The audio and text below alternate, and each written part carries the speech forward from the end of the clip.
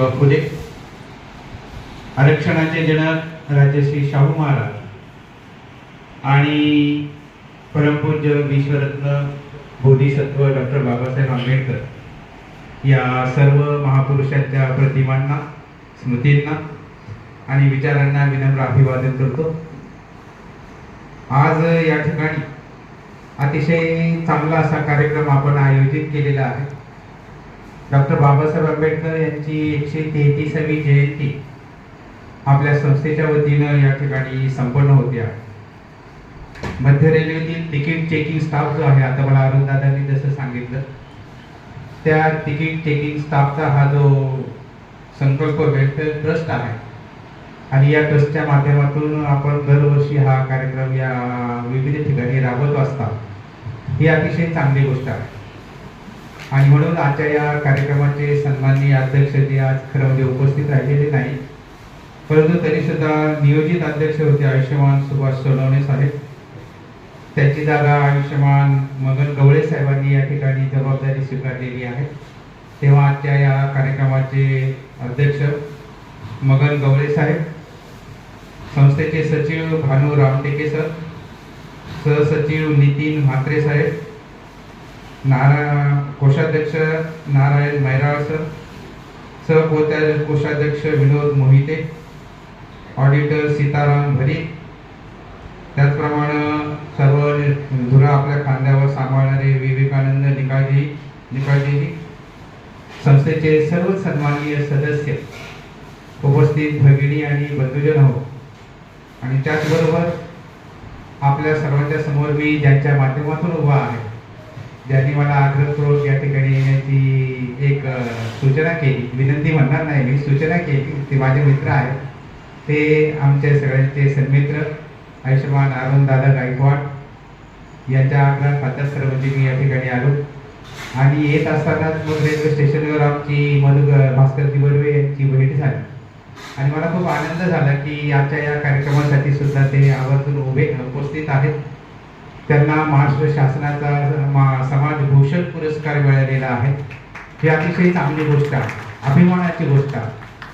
त्याचं कारण असतं की शासनाचा पुरस्कार आहे, बर्वे साहेबांचा आमचा नाशिकमध्ये मोठा सहवास आहे आणि जेव्हा जेव्हा मी बर्वे साहेबांकडे बघतो तेव्हा त्यांची दूरदृष्टी ही आहे, मग ते इगतपुरीचं विहार असेल, ते नाशिकचं विहार असेल, विविध संस्थांमध्ये ते काम करत असताना कार्यक्रमाचं आयोजन असेल, कार्यक्रमाचं नियोजन असेल, ती प्रत्येक गोष्ट जी आहे ती अतिशय दूरदृष्टीने पुरस्कार देऊन गौरव केलेला आहे, त्याचा आपल्या सर्वांना निश्चितच आनंद आहे। मी साहेबांचं या निमित्ताने पुन्हा एकदा अभिनंदन करतो।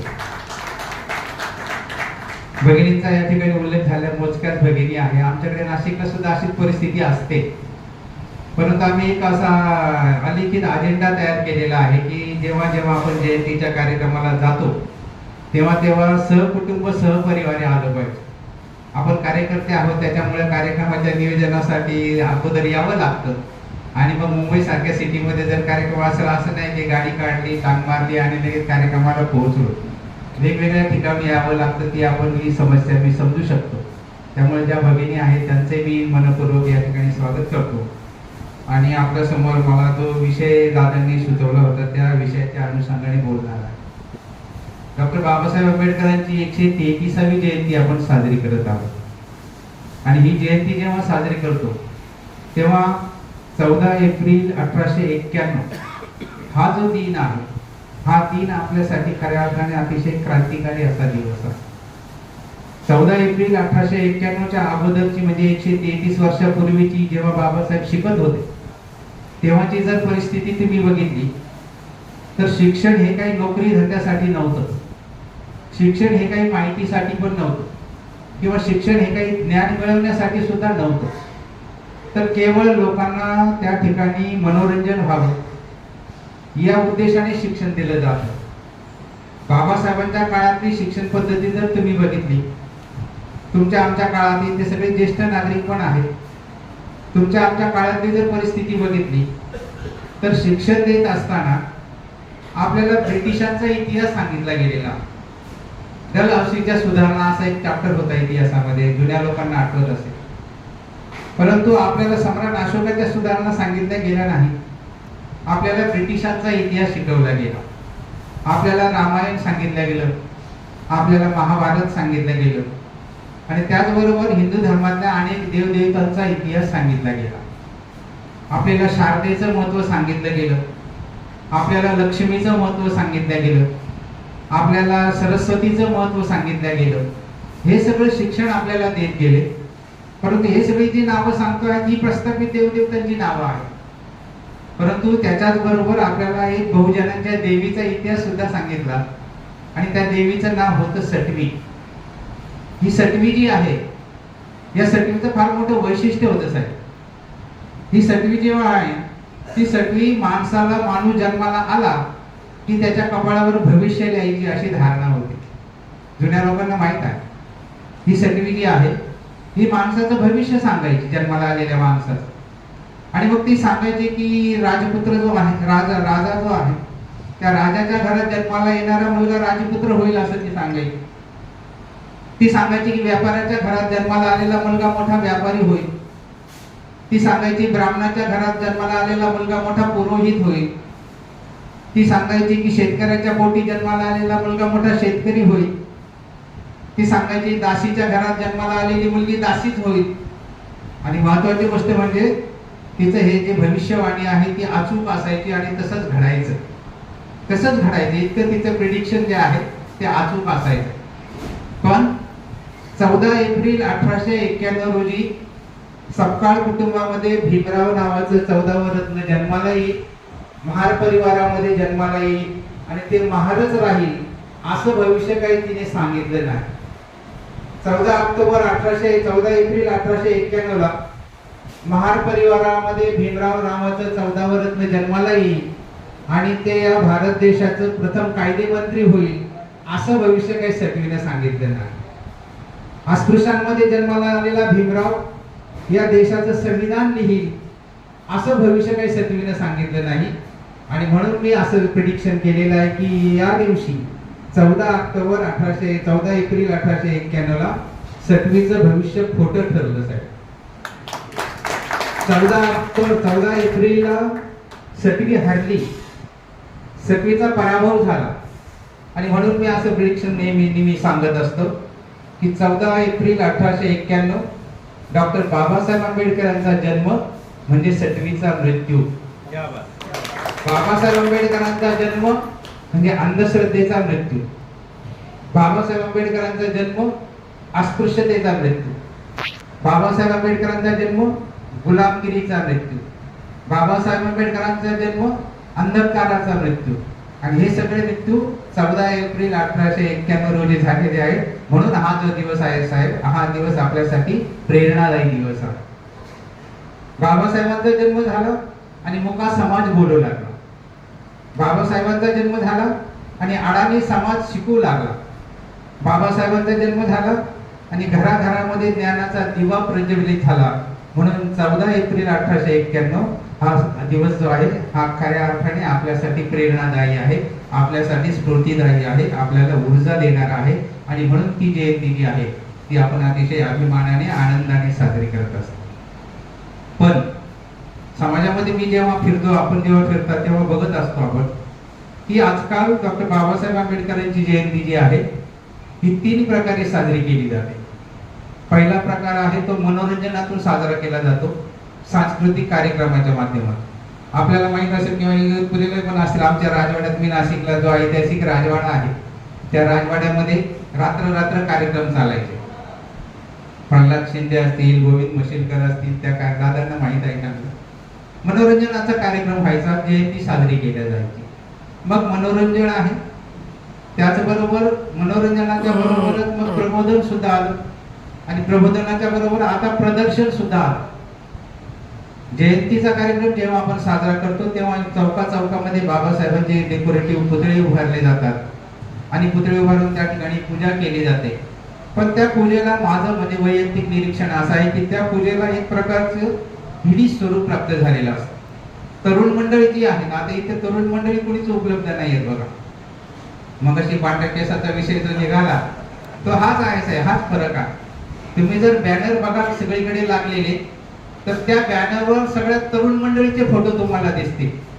निळे लावलेले दिसतील, टिके लावलेले दिसतील, गळ्यामध्ये सोन्याच्या चेन घातलेल्या दिसतील, भरगच्च दाढी मिशा वाढवलेल्या दिसतील. एक भाई टाईप व्यक्तिमत्व ज्यांचं असतं अशा तरुणांचे फोटो लागलेले दिसतील तुम्हाला. आणि जेव्हा 14 एप्रिल जयंतीचा प्रबोधनाचा कार्यक्रम असतो तिथे मात्र सगळे पांढऱ्या केसाची मंडळी दिसतील. हा सगळ्यात महत्वाचा फरक आहे. म्हणून वैयक्तिक मला असं वाटतं, मी धर्माचा कार्यकर्ता आहे. मागच्या 35 वर्षापासून धार्मिक क्षेत्रामध्ये मी काम करतो, विविध संस्थांमध्ये काम करतो. दादांनी भारतीय बौद्ध महासभेचं नाव घेतलं, पण माझं वैशिष्ट्य असं राहिलेलं आहे, मला आनंद वाटेल ते सांगायला.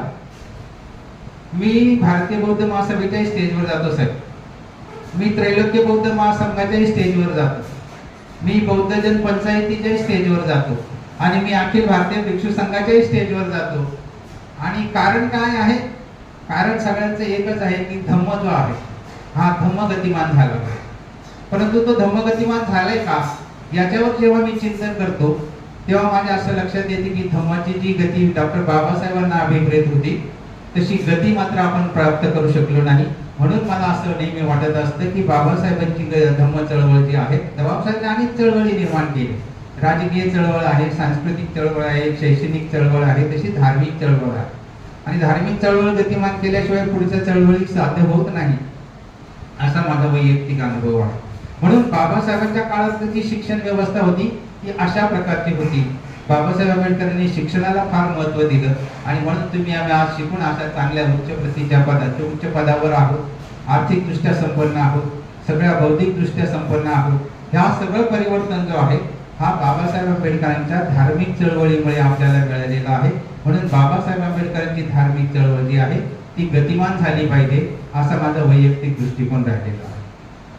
जेव्हा शिक्षणाच्या बाबतीत आपण विचार करतो तेव्हा सर्वप्रथम बुद्धांचा इथे जर फोटो क्रमवारी लावलेली आहे, त्या क्रमाने जर बोलायचं झालं तर बुद्धांनी सुद्धा शिक्षणाचा एक मंत्र दिला.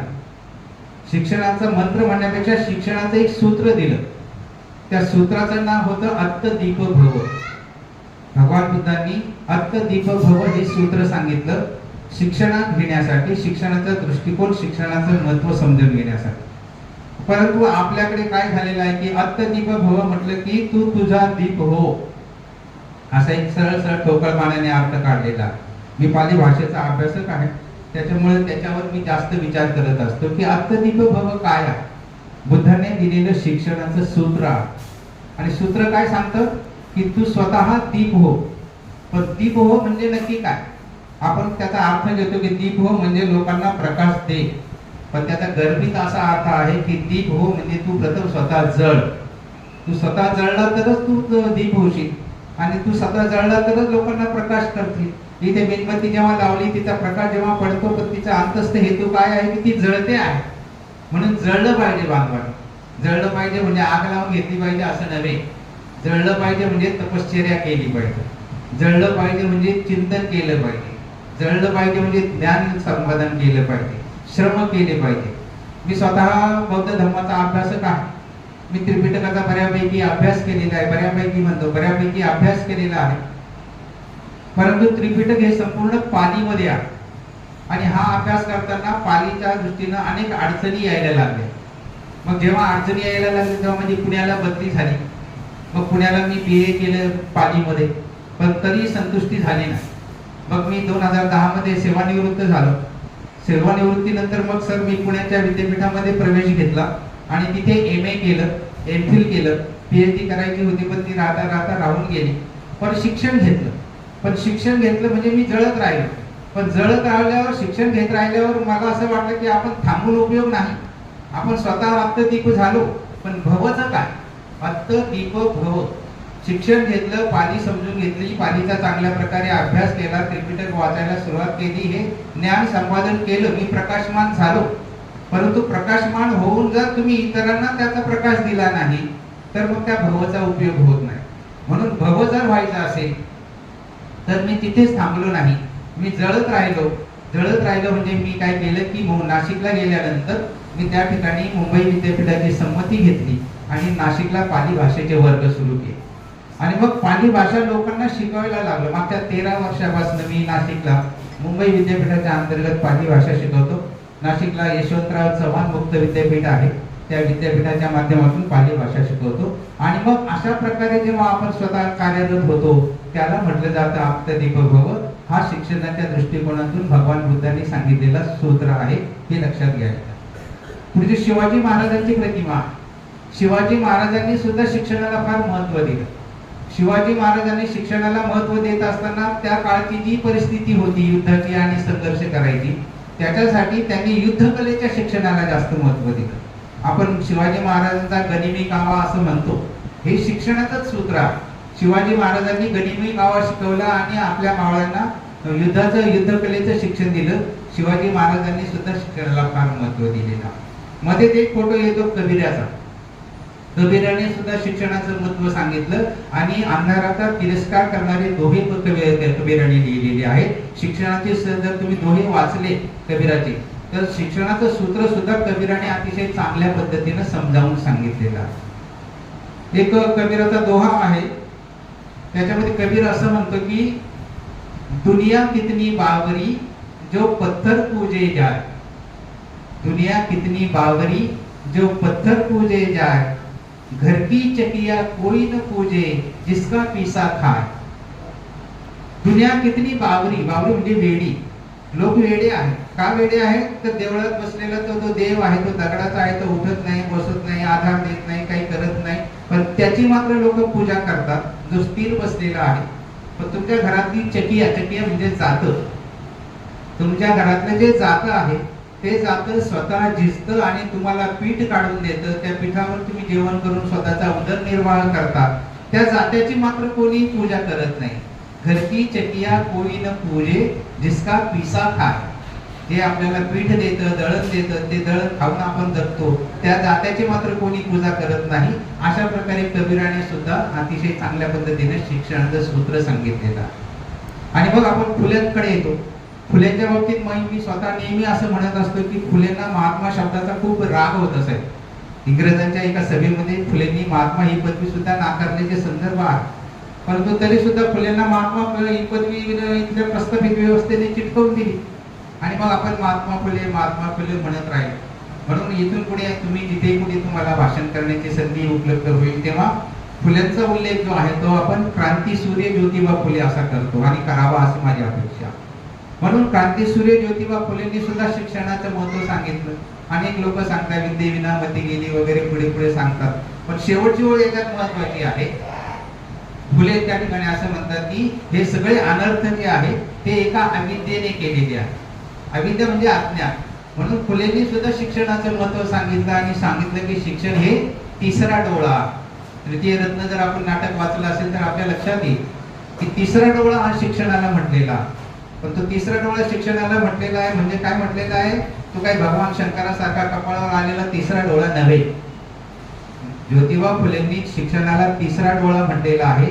तो तिसरा डोळा म्हणजे काय आहे की जे दोन डोळ्यांनी बघून किंवा कानाने ऐकून जे ज्ञान प्राप्त होतं त्या ज्ञानाच्या पलीकडे जाऊन केवळ चिंतन करून, केवळ मनन करून, केवळ अनुभूती घेऊन जे ज्ञान प्राप्त होत असतं त्या ज्ञानाला तिसरा डोळा असं म्हटलेलं आहे.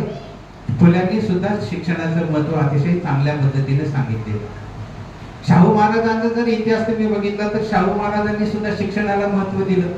वेदोक्त प्रकरण सगळ्यांना आपल्याला माहित आहे की त्या काळामध्ये शाहू महाराजांनी क्षात्रतेज विद्यापीठ नावाचे विद्यापीठ स्थापन केलेला आणि त्या क्षात्रतेज विद्यापीठाच्या माध्यमातून ब्राह्मणेतर विधी करता तयार केलेला.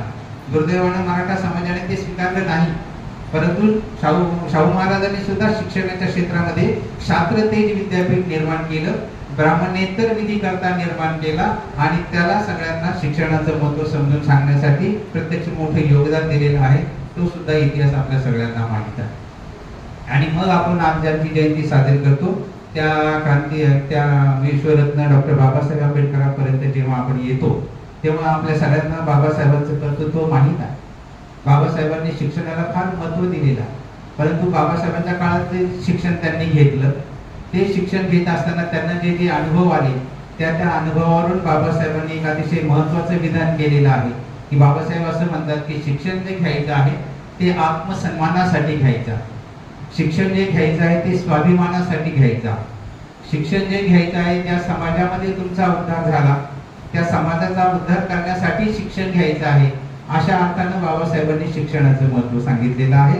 आणि अशा पद्धतीनं शिक्षणाच्या बाबतीत या सगळ्या महापुरुषांनी जे योगदान दिलेलं आहे त्याचं स्मरण करणं, ते केवळ स्मरण करून नव्हे तर त्याचं अनुसरण करणं, त्याचा अभ्यास करणं, हे सगळे संकल्प जर आपण केले तरच खऱ्या अर्थानं महात्मा फुलेंची किंवा आपल्या ज्योतिबा फुलेंची जयंती असेल, आता आधी 11 एप्रिलला बाबासाहेबांची जयंती असेल, या सगळ्या आपल्या आदर्शांची जयंती जी आहे ती चांगल्या अर्थानं पार पाडली जाते. तो आदर्श आपण घ्यायचा असतो, यासाठीच आपण जयंती साजरी करतो.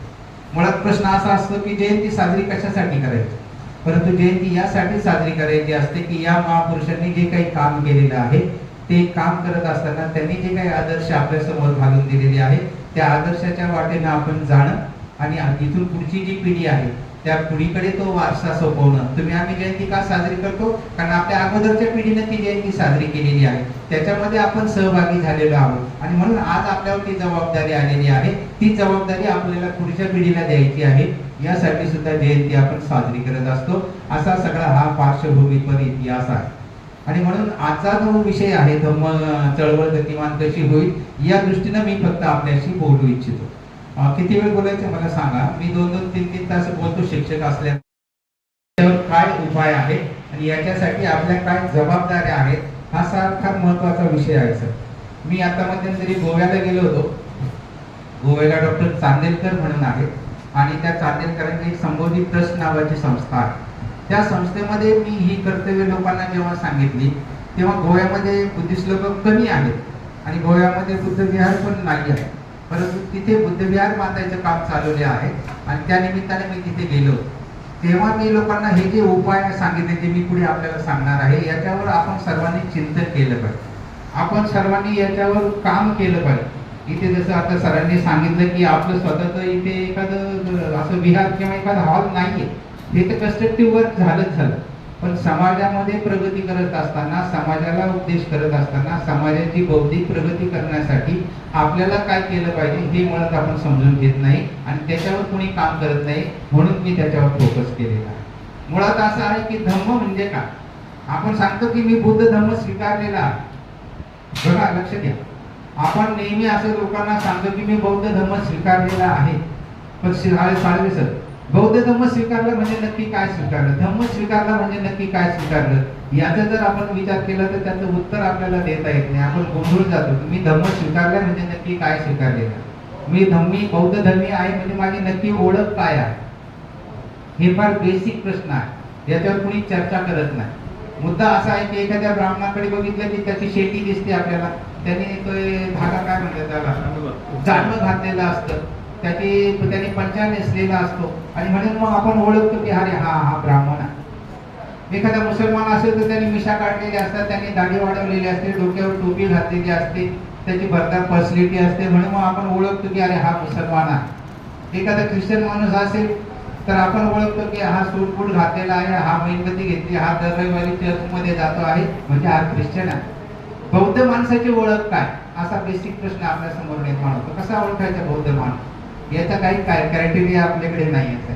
म्हणून मला नेहमी स्वतःला असं वाटतं असतं की बौद्ध माणसाची ओळख जर निर्माण करायची असेल तर आपलं चारित्र्य अतिशय निष्कलंक असलं पाहिजे, आपली जीवनचर्या जी आहे अतिशय शील संपन्न असली पाहिजे. म्हणून शील संपन्न चारित्र्य आणि निष्कलंक जीवन ही बौद्ध माणसाची ओळख असली पाहिजे, असं सर माझं स्वतःचं एक प्रिझम्पशन आहे, मी ते त्या पद्धतीनं मांडणी करत असतो. म्हणून आपल्याला लक्षात घ्या, मी जर आता अनेक लोकांना विचारतो की तुम्ही बौद्ध आहात म्हणजे नक्की काय आहे, कुणाला सांगता येत नाही की मी बौद्ध आहे म्हणजे नक्की काय. आणि तुम्हाला जर मी आता प्रश्न विचारला की तुम्ही बौद्ध आहात का, तर तुम्ही सर्वजण सांगाल की हो आम्ही बौद्ध आहोत. पण एक महत्वाचा मुद्दा सांगतो सर की आपण बौद्ध नाही आहोत. लक्षात घ्या, मी फार गंभीरपणे बोलतो आहे. मुद्दा असा आहे, बुद्धाचं एक वचन आहे, न ज्याच्या होती वत्सलो न ज्याच्या होती ब्राह्मणो कमुन्नो वत्सलो होती कमुन्नो होती ब्राह्मण. मतितार्थ त्याचा भावार्थ असा आहे की जन्माने कुणीही ब्राह्मण होत नाही, कर्माने ब्राह्मण होत असतो.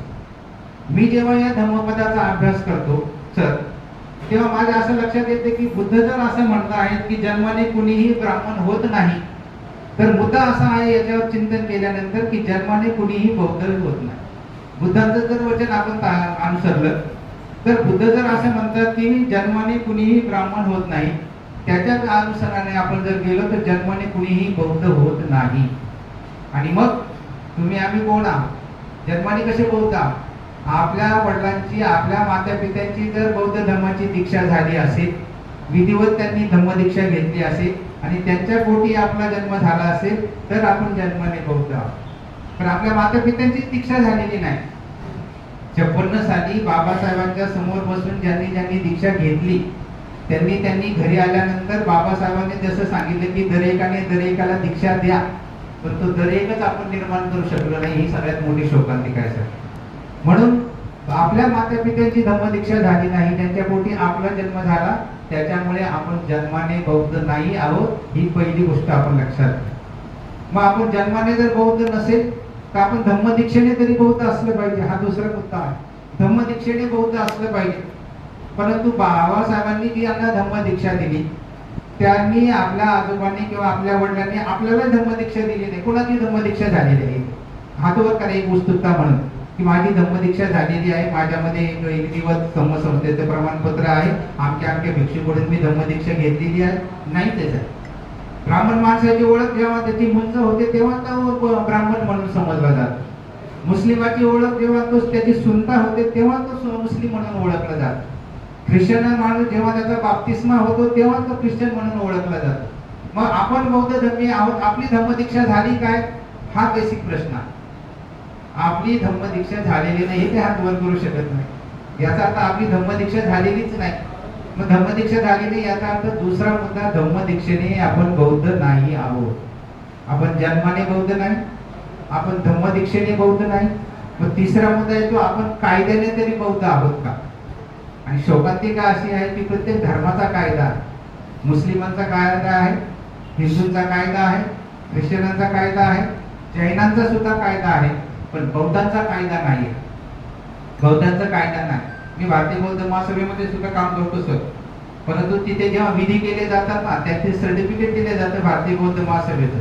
ते सर्टिफिकेट जरी दिले जात असेल तरी दप्तरी मात्र हिंदू विवाह कायद्याखाली नोंदी होतात, हे तुम्हाला चांगल्या पद्धतीने माहीत असेल.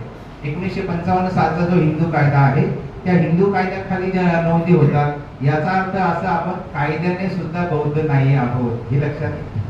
जन्माने बौद्ध नाही आहोत, धम्मदीक्षेने बौद्ध नाही आहोत, कायद्याने बौद्ध नाही आहोत. मग शेवटचा माझा मुद्दा येतो की आपण आचरणाने तरी बौद्ध आहोत का? हा सगळ्यात महत्त्वाचा मुद्दा आहे. आपण आचरणाने तरी बौद्ध आहोत का? दर रविवारी आपण विहारामध्ये जातो का? दर रविवारी किंवा गुरुवारी किंवा आठवड्यात एखादा दिवस ठरवून आपण घरामध्ये वंदना घेतो का? आपण त्रिसरण पंचेशी जे आहे ते काटेकोरपणे पाळतो का? आपण पौर्णिमा साजरी करतो का? पौर्णिमेच्या दिवशी आपण उपवास करतो का? आपण वर्षावास साजरा करतो का? आपण वर्षावासामधल्या पौर्णिमा ज्या आहेत त्या पौर्णिमा मानतो का? आपण धम्मदीक्षेला इथे आता सरांनी उल्लेख केला, कमी जरी हा आपला युक्तिवाद आहे सर. लोक कमी असले की आपण म्हणतो गर्दी कमी, आपण सगळे गर्दी आहे, हा गर्दी म्हणणं हा युक्तिवाद आहे. परंतु जे जे आहेत त्यांना निश्चितपणे धम्माची ओढ आहे की काहीतरी आहे, नाशिकहून कोणीतरी साळवे नावाचा माणूस येणार आहे, तो सांगणार आहे, एक तास आपली करमणूक होणार आहे, या विहार या हॉलच्या बाहेर पडलं की मग सगळं मागचं सपाट. असं होता कामा नये. माझा नेहमी असा दृष्टिकोन राहिलेला आहे की इथून जाताना आपण काहीतरी संदेश घेऊन गेलं पाहिजे. इथून जाताना आपण मनाशी काहीतरी दृढ संकल्प केला पाहिजे. फार मोठी संघटना आहे तुमच्या लोकांची, आणि सरांनी जसं मला सांगितलं की केवळ बौद्ध समाजातले आणि केवळ टीसीच हा एकच क्रायटेरिया तुम्ही ठेवलेला आहे, ही तर फार आनंदाची गोष्ट आहे की एकच क्रायटेरिया आहे, एकच उद्देश आहे, एकच पद आहे आणि सगळे एका डिपार्टमेंटची मंडळी आहात. त्यामुळे इथे तर खूप मोठं कन्स्ट्रक्टिव्ह वर्क उभं राहायला पाहिजे. त्या दृष्टीनं संकल्प केला तरच आपल्या अशा जयंत्या, नाही तर आपण भाड्याचा हॉल घेणार, जयंत्या साजरा करणार, मागच्या 1 ते 33 वर्षापासून हेच चालू आहे सर. म्हणून हे कुठेतरी थांबलं पाहिजे, कन्स्ट्रक्टिव्ह वर्क निर्माण झालं पाहिजे. त्या दृष्टीनं प्रयत्न करणं म्हणजे ती क्रिया महापुरुषांना जयंती साजरी होत असते, हा सगळ्यात महत्त्वाचा दृष्टिकोन आहे. त्यामुळे या चारही मुद्दे मी जे तुम्हाला सांगितले ते चारही मुद्द्यावर जर तुम्ही चिंतन केलं तर असं दिसून येईल की आपण बौद्ध नाही आहोत. आणि आपण बौद्ध नाही, आपल्या बौद्ध नसण्यामध्ये ज्या काही अडचणी आलेल्या आहेत, आपल्या बौद्ध धर्माच्या गतिमानतेमध्ये ज्या काही अडचणी आलेल्या आहेत, त्या अडचणी प्रथम मी तुमच्या निदर्शनास आणून देऊ इच्छितो. 1956 साली डॉक्टर बाबासाहेब आंबेडकरांनी दीक्षा दिली. त्या दीक्षा देण्यामध्ये सर आपला आजोबा असतील, आपले पंजोबा असतील, त्यांनी दीक्षा घेतलेली आहे, बाबासाहेबांच्या समोर बसून दीक्षा घेतलेली आहे. पण तो दीक्षेचा वारसा जो आहे तो पुढे मात्र चालत नाही. नाशिकला मी ज्या वस्तीमध्ये राहतो त्या वस्तीमध्ये एक महार समाजाचं कुटुंब, महार शब्द हा जाणीवपूर्वक मी वापरतो, त्या वस्तीमध्ये सर एक महार समाजाचं कुटुंब, 1956 साली 2 भाऊ, त्या 2 भावापैकी एक भाऊ जो आहे तो नागपूरला गेला 14 ऑक्टोबर 56 आणि तिथे बाबासाहेबांच्या समोर बसून त्याने धम्मदीक्षा घेतली. कुठली? बौद्ध धम्माची दीक्षा घेतली. पण दुसरा भाऊ जो आहे तो थोडासा वेगळ्या मार्गाला गेला आणि 56 सालीच त्याने ख्रिस्ती धर्माची दीक्षा घेतली. आता गंमत बघा, ज्याने 56 साली ख्रिस्ती धर्माची दीक्षा घेतली त्या भावासमोर दीक्षा घेतल्या त्याच्यासमोर पाद्री उभा करण्यात आला. पाद्री म्हणजे धर्म सांगणारा उपदेशक, तो पाद्री उभा करण्यात आला. त्याला सांगितलं की आजपासून हा तुझा गुरु आहे, हा जसं सांगेल तसं तू वागायचं आहे. आणि मग तो पाद्री त्याच्या समोर उभा करण्यात आला. पाद्रीने लगेच त्याच्या हातात बायबल दिलं, आपल्या महार समाजाच्या माणसाच्या हातात बायबल दिलं आणि बायबल दिल्यानंतर सांगितलं की आजपासून हा तुझा धर्मग्रंथ आहे, याच्याप्रमाणे तू वागायचं आहे. पाद्री आणि धर्मग्रंथ घेऊन ते चर्चमध्ये गेले, त्यांना चर्च उपलब्ध झालं आणि त्या ठिकाणी सांगण्यात आले की आजपासून हे तुझं प्रार्थना मंदिर आहे, इथे तू दर रविवारी यायचं आहे आणि धर्म शिकायचा आहे. आणि मग 56 ते 2024 या प्रचंड 69 वर्षाच्या कालावधीमध्ये आज मी तिला जेव्हा तो 56 साली धम्मदीक्षा घेतलेला ख्रिस्ती महार माणूस आज कट्टर ख्रिस्ती झालेला आहे. सर आज कट्टर ख्रिस्ती झालेला आहे. हे प्रॅक्टिकल उदाहरण सांगते, हे कल्पना नाही. आज तो कट्टर ख्रिस्ती झाला. का झाला? त्याच्यासमोर धर्मदीक्षा घेतल्यानंतर पाद्री उभा राहिला, त्याला पाद्रीने त्याला धर्मग्रंथ दिला, धर्मग्रंथ दिल्यानंतर त्याला प्रार्थना स्थळ निर्माण झालं आणि त्याच्यावर त्याचा फॉलोअप घेण्यात आला की तू दर रविवारी चर्चमध्ये आला पाहिजे. 56 वर्षामध्ये महान माणूस कट्टर ख्रिश्चन झाला. तर त्याच वेळेस 1956 साली ज्या भावाने बौद्ध धर्म स्वीकारला, तो धर्म स्वीकारल्यानंतर दुर्दैवाने बाबासाहेबांचं 2 महिन्यांनी निधन झालं आणि 2 महिन्यांनी निधन झाल्यानंतर 56 साली ज्या महार भावाने बौद्ध धर्म स्वीकारला त्याला गुरु म्हणून भिक्षूच उपलब्ध झाला नाही. लक्षात, ही फॅक्ट आहे. 56 साली गुरु म्हणून भिक्षूच उपलब्ध झाला नाही. तो भिक्षू उपलब्ध झाला नसल्यामुळे त्याला धर्मग्रंथही उपलब्ध झाला नाही. धर्मग्रंथ उपलब्ध झाला नाही आणि त्याला बुद्ध विहारही उपलब्ध झाला नाही. ह्या ज्या पर्यायी सुविधा आहेत, या पर्यायी सुविधा 56 सालानंतर ज्यांनी धर्म स्वीकारलेला आहे, बौद्ध धर्म स्वीकारलेला आहे, त्यांना उपलब्ध झाल्या नाही. त्याच्यामुळे मग जी धम्म चळवळ गतिमान व्हायला पाहिजे होती ती तितक्या प्रमाणामध्ये होऊ शकली नाही. हे सगळ्यात महत्त्वाचं उदाहरण आहे, बोलकं उदाहरण आहे, प्रत्यक्ष घडलेलं उदाहरण आहे. आणि म्हणून आज महिला जेव्हा आपण विचार करतो की धम्म चळवळ गतिमान करण्यासाठी काय केलं पाहिजे, तर मुद्दा हाच आहे की धम्म चळवळ जर आपल्याला गतिमान करायची असेल तर या ज्या पर्यायी सुविधा आहेत, या सुविधा आपण निर्माण केल्या पाहिजे आणि त्या समाजापर्यंत पोहोचवण्याचं काम केलं पाहिजे. ही सगळ्यात महत्त्वाची गोष्ट आहे. दुसरा महत्त्वाचा मुद्दा आहे की धम्म चळवळ गतिमान का झाली नाही, तर डॉक्टर बाबासाहेब आंबेडकरांनी ज्या 22 प्रतिज्ञा आपल्याला दिल्या त्या 22 प्रतिज्ञांचं पालन आपण गांभीर्याने केलं नाही. बाबासाहेबांच्या समोर बसून ज्या 5 लाख लोकांनी धम्मदीक्षा स्वीकारली असं आपण अतिशय अभिमानाने सांगतो, ही 5 लाख लोक आपल्या गावात गेल्यानंतर, आपल्या गल्लीत गेल्यानंतर, आपल्या शहरात गेल्यानंतर, आपल्या खेड्यात गेल्यानंतर त्यांनी हा धम्मदीक्षेचा वारसा आपल्या महारवाड्यात द्यायला पाहिजे होता. तसा कार्यक्रम कुठेही झाला नाही आणि त्यामुळे तिथे खीळ बसली. 22 प्रतिज्ञा आता सगळ्या सांगत नाही, पण एकच प्रतिज्ञा आहे सात्विक मुंगाची. त्या 7व्या प्रतिज्ञेमध्ये असं म्हटलेलं आहे की मी बौद्ध धर्माच्या विरुद्ध आणि विसंगत वर्तन करणार नाही.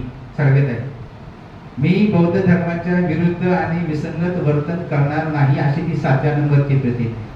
पण दुर्दैव आपलं असं आहे की आपले सगळं आचरण जे आहे ते बौद्ध धर्माच्या विरुद्ध आणि विसंगतच होत आहे. ही फार महत्त्वाची शोकांतिका आहे. त्याच्यामुळे धम्म चळवळ गतिमान झाली. तिसरा मुद्दा महत्त्वाचा आहे की आपल्याला शिक्षण मिळालं. बाबासाहेबांनी शिक्षणाचं महत्त्व सांगितलं, बुद्धांनी सांगितलं, शिवाजी महाराजांनी सांगितलं, ज्योतिबा फुलेंनी सांगितलं, शाहू महाराजांनी सांगितलं. आपल्याला शालेय शिक्षण मिळालं, आपण प्राथमिक शिक्षण घेतलं, आपण शालेय शिक्षण घेतलं, आपण महाविद्यालयीन शिक्षण घेतलं, आपल्या मुलांना परदेशामध्ये उच्च शिक्षणासाठी सुद्धा पाठवलं. पण हे सगळं आपल्या उदरनिर्वाहासाठी जे होतं ते ठीक होतं, परंतु भौतिक शिक्षणाचं काय, धार्मिक शिक्षणाचं काय, याच्यावर मात्र मागच्या 65 वर्षामध्ये विचार झालेला नाही. आणि त्याच्यामुळे धम्म चळवळ जी आहे ती गतिमान झालेली नाही. मुद्दा असा आहे की ब्राह्मणांचे गुरुकुल आहे, तिथे या शालेय शिक्षणाबरोबरच धर्माचं शिक्षण दिलं जातं. मुसलमानांचे मदरसे जर तुम्ही बघितले तर त्या मदरशामध्ये शालेय शिक्षणाबरोबर धर्माचं शिक्षण काटेकोरपणे दिलं जातं. ख्रिश्चनांची मिशनरी वर्क आहे, त्या मिशनरी वर्क मध्ये सुद्धा धर्माचं शिक्षण दिलं जातं. पण बौद्ध समाजाला शालेय शिक्षणाबरोबरच धर्माचं शिक्षण सुद्धा मिळालं नाही, धम्माचं शिक्षण सुद्धा मिळालं नाही. आणि म्हणून आपला एक पाय हिंदू धर्मात आणि एक पाय बौद्ध धर्मात अशी द्विधा मनस्थिती आपली झालेली आहे. त्याच्यामुळे धम्म चळवळ गतिमान झालेली नाही. ही अशी जी अनेक कारणं आहेत, ती कारणं मी जेव्हा विचारात घेतली आणि मग माझ्या असं लक्षात आलं की धम्म चळवळ गतिमान करण्यासाठी आपण काम केलं पाहिजे. आणि मी केवळ हे तुम्हाला सांगतोय, केवळ दुसऱ्याला उपदेश करण्यासाठी नाही सर. इथे आमचे दादा अरुणदादा आहेत, भास्करजी बर्वे आहेत, हे साक्षीदार आहे.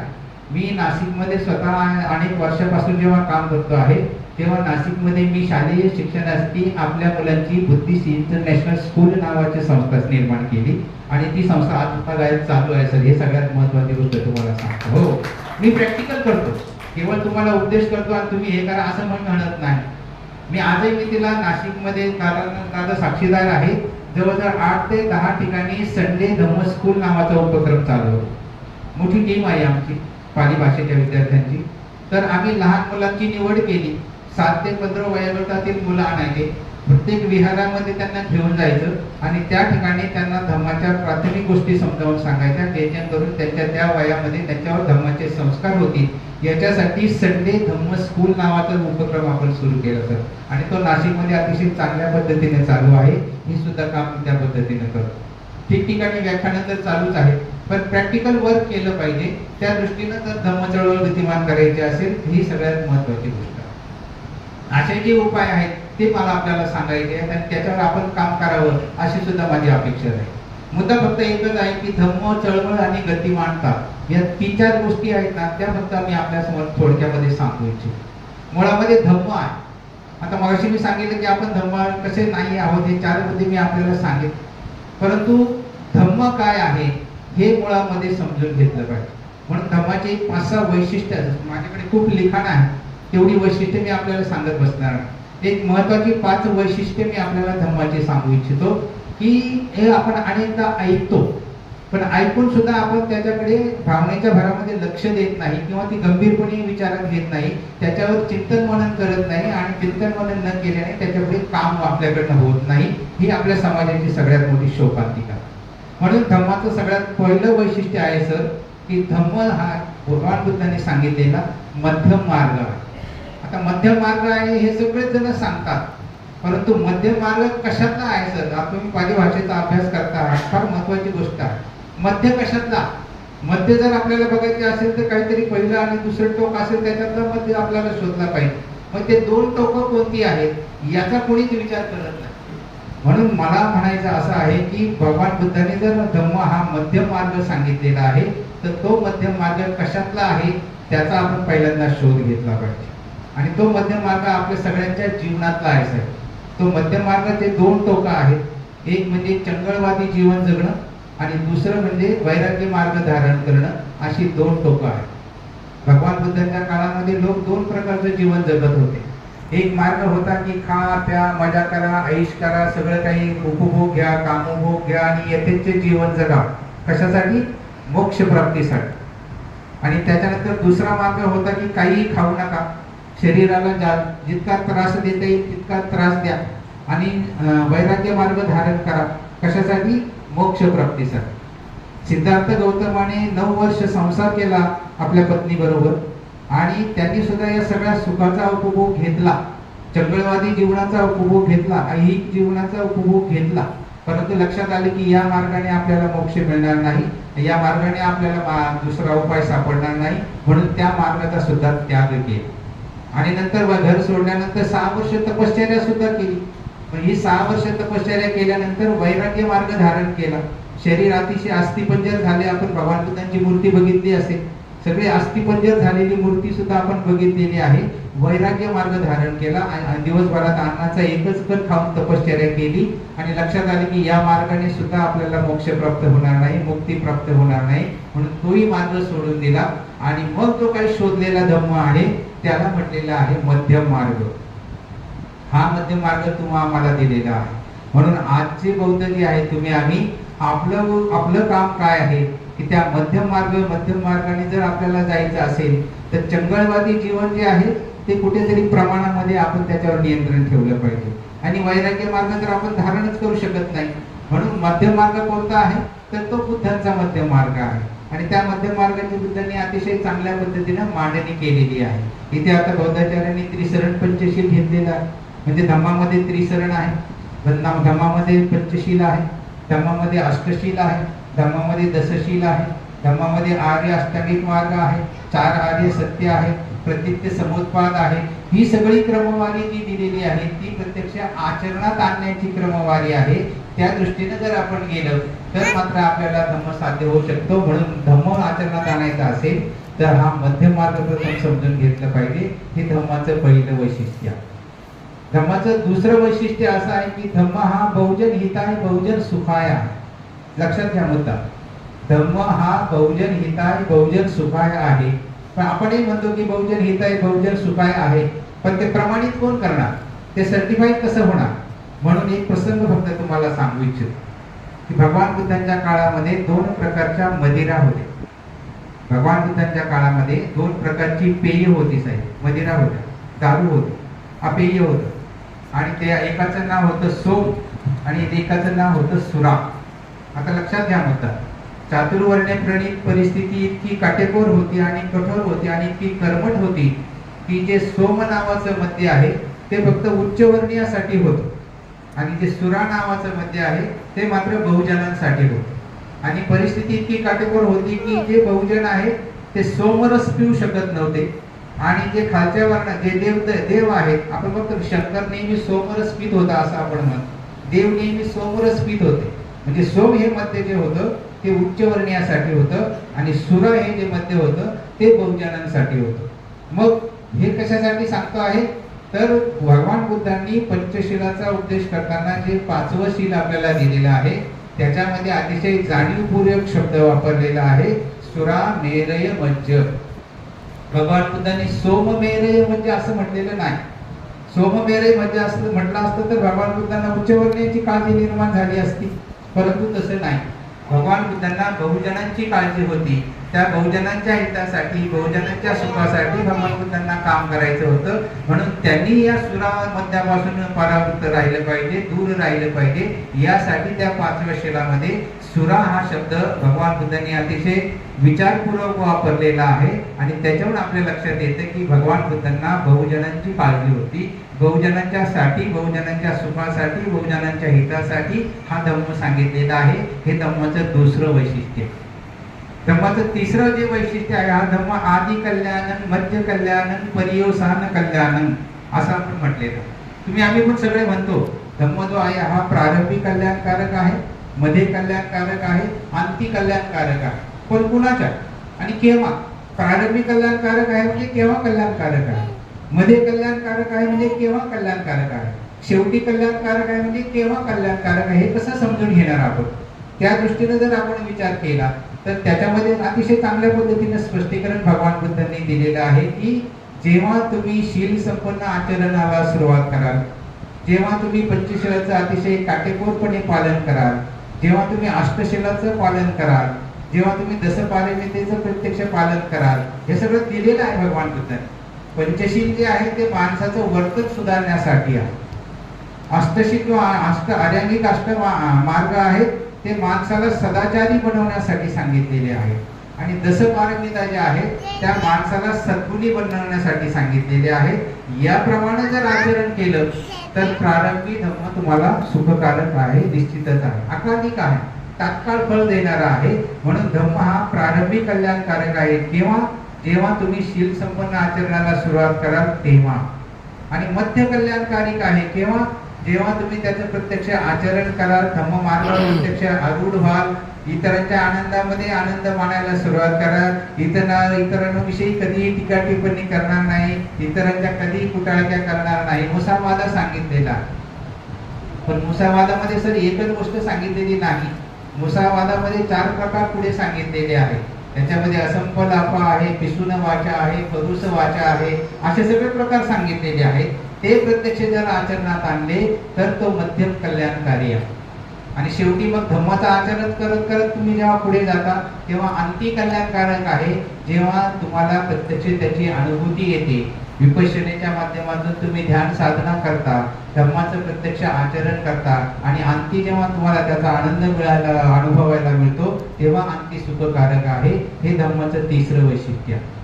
आणि धम्माचं 4थं वैशिष्ट्य सगळ्यात महत्वाचं आहे की धम्मामध्ये आचार्य मुठ्ठी नाही. आचार्य मुठ्ठी म्हणजे हातचं राखून ठेवणं.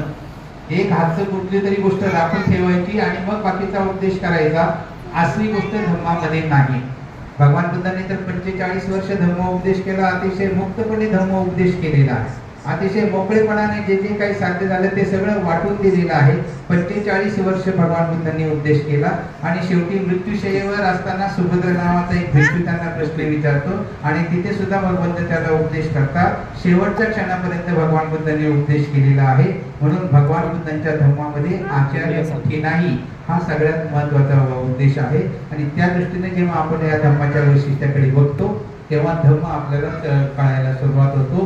तो धम्म आपण अनुसरायचा आहे आणि त्या दृष्टीने या धम्माकडे बघायचं. मग दुसरा शब्द येतो चळवळ. धम्म, चळवळ आणि गतिमानता एवढंच फक्त मी आपल्याला सांगणार. मग दुसरा शब्द येतो चळवळ. बाबासाहेब आंबेडकरांनी, मी जसं सुरुवातीला म्हणालो की अनेक चळवळी सुरू केल्या. बाबासाहेब आंबेडकरांनी शैक्षणिक चळवळ सुरू केली, राजकीय चळवळ केली, सामाजिक चळवळ केली, आर्थिक चळवळ केली आणि धार्मिक चळवळ सुद्धा बाबासाहेबांनी केलेली आहे. आणि या 5 प्रकारच्या चळवळीमध्ये एक विचारामध्ये जी सुसंगती आहे तिला आपण आंबेडकरी तत्वज्ञान असं म्हणत असतो. ते तत्वज्ञान आपण समजून आपण विचारात घ्यायची.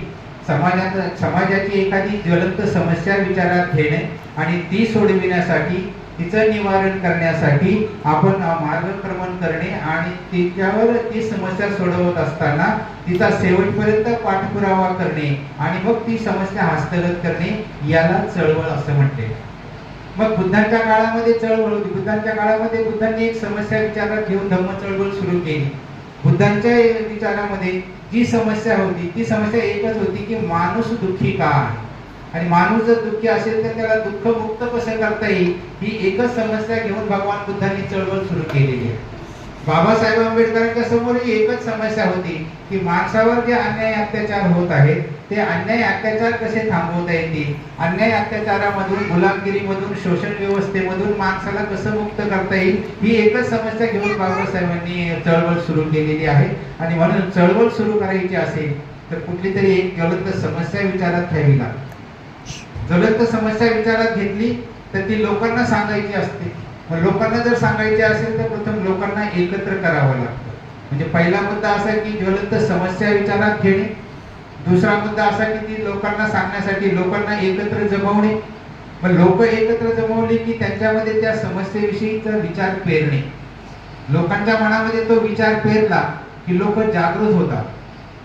लोक जागृत झाली की त्यांच्यामध्ये परिवर्तन व्हायला सुरुवात होते. लोकांच्या मनामध्ये परिवर्तन सुरुवात झालं की लोक मग संघर्ष करायला तयार होतात. लोक संघर्ष करायला सुरुवात झाली की त्याच्यातून क्रांती निर्माण होत असते. क्रांती निर्माण झाली की संघर्ष तीव्र होत असतो. संघर्ष तीव्र झाला की त्याच्यातून मग इच्छित आपलं जे ध्येय आहे ते आपल्याला साध्य करता येतं. सत्ता हस्तगत करता येते. क्रांती झाली की सत्ता हस्तगत करता येते आणि सत्ता हस्तगत केली की आपली जी ज्वलंत समस्या आहे ती समस्या सोडविण्यास मदत होत असते. अशा प्रकारे चळवळीचा इतिहास सांगण्यात आलेला आहे. खूप मोठा इतिहास आहे, परंतु केवळ मुद्दे मी तुम्हाला सांगितले. या पद्धतीने बाबासाहेब आंबेडकरांनी चळवळी सुरू केलेली आहे. पण मुद्दा असा आहे की बाबासाहेब आंबेडकरांनी ज्या चळवळी सुरू केल्या त्या चळवळीचे अर्थ आपण चुकीचे घेत गेलेलो आहोत. तुम्ही म्हणाल कसं? बघा, 1927 साली बाबासाहेब आंबेडकरांनी 14 तळ्याचा सत्याग्रह केला आणि 14 तळ्याचा सत्याग्रह करून पाण्याला फक्त स्पर्श केलेला आहे साहेब, हे लक्षात. पाणी प्यालेले नाहीत बाबासाहेब. इतिहास जर तुम्ही वाचला तर तुमच्या असं लक्षात येईल की बाबासाहेब आंबेडकरांनी 14 तळ्याचा सत्याग्रह केला. कशासाठी केला? पाण्याला स्पर्श करण्यासाठी. आम्ही सुद्धा माणूस आहोत, आम्हाला सुद्धा पाण्याला स्पर्श करण्याचा हक्क आहे. ज्या तलावामध्ये गुरढोरं येतात, डुकरं येतात, मांजरं येतात, गाढवं येतात, पाणी पिऊन जातात, तिथे माणसाला का बरं स्पर्श करायला मनाई आहे? हा एकच हेतू ठेवून, ही एकच समस्या ठेवून बाबासाहेबांनी 14 तळ्याचा सत्याग्रह केला, पाण्याला स्पर्श करून. मला आपल्याला हे सांगायचं आहे की पाण्याला स्पर्श करणं हा बाबासाहेबांचा महत्वाचा उद्देश होता. पण कुणीतरी कवीनं कविता लिहिली, माझ्या खंबीर नेत्यानं पाणी चाखलं तळ्याचं, आणि मग आपण प्रचार करायला सुरुवात केली. बाबासाहेबांनी 14 तळ्याचं पाणी प्यायलं. हा फार मोठा चळवळीचा गैरअर्थ आहे साहेब, हे लक्षात घ्या. फार गंभीर गोष्ट सांगते मी तुम्हाला. बाबासाहेबांनी 14 तळ्याचं पाणी प्यायलेलं नाही, परंतु बाबासाहेबांच्या चळवळीचा गैरअर्थ घेतला आणि आपण सगळ्यांना सांगत सुटलो बाबासाहेब आंबेडकरांनी 14 तळ्याचं पाणी प्राशन केलं. ज्या बाबासाहेबांनाही माहित होतं की इथे डुकरं, मांजरं, गाढवं पाणी पितात, तिथे माणूस मी कशाला पाणी पित नाही. फक्त त्यांनी पाणी उचललेलं आहे, पाण्याचा अर्थ दिलेला आहे आणि त्या पाण्याला स्पर्श करून क्रांती केलेली आहे, यशस्वी क्रांती केलेली आहे. म्हणून त्या तळ्याचा अर्थ, त्या चळवळीचा अर्थ आपण घ्यायचा आहे आणि हेच लोकांना खंबीरपणे सांगितलं पाहिजे की बाबासाहेब आंबेडकरांनी 14 तळ्याच्या पाण्याला स्पर्श करून इतिहास घडवलेला. 1927 साली बाबासाहेबांनी डिसेंबरमध्ये दुसरं काम केलं, मनुस्मृती जाळण्यास, हो की नाही? पण आपण सगळे हेच सांगतो की बाबासाहेब आंबेडकरांनी मनुस्मृती जाळली, असं मोकम स्वरूपात सांगतो, कुठलाही इतिहास न वाचता सांगतो. इतिहास जर तुम्ही वाचला तर तुमच्या असं लक्षात येईल की सहस्रबुद्धे नावाचे बाबासाहेबांचे ब्राह्मण सहकारी होते आणि त्या ब्राह्मण सहकार्याला बाबासाहेबांनी आदेश दिला की मी असं कार्यक्रमाचं नियोजन केलेलं आहे, त्या ठिकाणी तू जो अग्नी पेटवला जाईल तिथे मनुस्मृतीची पानं फाडायची आणि त्या अग्नीत टाकायची. हे काम जे आहे दादा, हे काम त्या ब्राह्मण सहस्रबुद्धे नावाच्या ब्राह्मण माणसाने केलेलं आहे. मनुस्मृती बाबासाहेबांनी जाळलेली नाही, ही गोष्ट आपण मनाशी फुलगाठ बांधून. चळवळीचे गैरअर्थ कसे काढले ते फक्त मी तुमच्या निदर्शनास सांगते. 1930 साली बाबासाहेबांनी आमच्या नाशिकमध्ये काळाराम मंदिराचा सत्याग्रह केला. त्या काळाराम मंदिराच्या सत्याग्रहाचं शीर्षक साहेब असं होतं, काळाराम मंदिर प्रवेश सत्याग्रह. प्रवेश, आता इथे मुद्दा लक्षात घ्या की प्रवेश हा महत्वाचा शब्द लक्षात.